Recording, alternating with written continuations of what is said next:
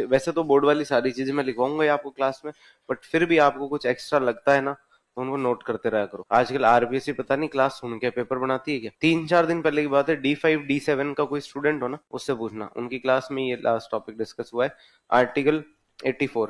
इसमें 4 चीजें साफ साफ नोट्स में सिर्फ 1 2 3 4 चीजें सीधी सीधी लिखी हुई है। कौन सांसद बन सकता है भारत के अंदर, एमपी कौन बन सकता है, भारत का नागरिक हो, लोकसभा में 25 साल, राज्यसभा में 30 साल, और देश की मतदाता सूची में नाम हो। नोट्स में इतना लिखवा के छोड़ दिया।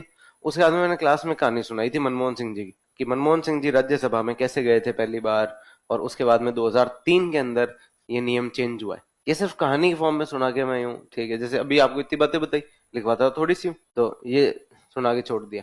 आरबीएस सवाल ही यही था कि 2003 में जो राज्यसभा की शर्तें चेंज हुई वो कैसे हुई। राज्यसभा के लिए 2003 से पहले तक प्रावधान था कि जिस राज्य की मतदाता सूची में नाम है ना, जिस स्टेट के इलेक्टोरल रोल में आपका नाम है, आप उसी राज्य से चुनाव लड़ सकते हो। जिस व्यक्ति का जयपुर के अंदर मतदाता सूची में नाम है, वोटर आईडी कहां की बनी हुई है, जयपुर की, तो राज्यसभा में कहां से जा सकते हो, राजस्थान से ही जा सकते हो, गुजरात हरियाणा पंजाब से नहीं जा सकते। पहले ये कंडीशन। उसके बाद में मनमोहन सिंह जी का थोड़ा बड़ा केस हुआ कि भाई मनमोहन सिंह जी देखने से पता चलता है कि असम के तो नहीं है। अब समस्या ये होती है, आप देख लो कि ऐसे नॉर्मली सीटें खाली होती नहीं है। अब नॉर्मली सीटें खाली नहीं होती है तो सीटें खाली करवाई जाती है। उस समय उनको वित्त मंत्री बना दिया। अब वित्त मंत्री बना दिया तो कितने महीने के अंदर अंदर, 6 महीने के अंदर अंदर आपको किसी ना किसी सदन का सदस्य बनना पड़ेगा। अब उस समय लोकसभा की कोई सीट खाली करने को तैयार हो ही नहीं रही थी। राज्यसभा की एक सीट खाली हुई, लकीली कहां से,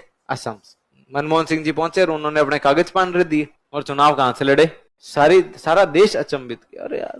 तो ये खुला खुला सबको पता चल चुका था भाई किस लेवल पर क्या हो रही है। अब सरकार में रह रहे लोग ही इस तरीके से करेंगे तो फिर आप आम आदमी को किस मुंह से रोकोगे कि अरे भाई तुम फर्जी राशन कार्ड मत बनवाओ, फर्जी वोटर आईडी मत बनवाओ। तो ये थोड़ा सा नैतिकता पर प्रश्न उठ जाता है। तो फिर कहा यार अपने को सब पार्टियों को ये काम करना ही है, तो फिर ये नियम ही क्यों रख रखा है हमने, अपने हाथ में ही तो है संविधान में क्या करना, संशोधन, चेंज जो भी करना है संसद कर सकती है। तो कहा ये नियम ही हटा दो। और उसके बाद से कि राज्यसभा में उसी राज्य का व्यक्ति जाएगा, इस नियम को हटा दिया और ये कॉमन कर दिया सबके लिए कि जिसका भी मतदाता सूची में नाम है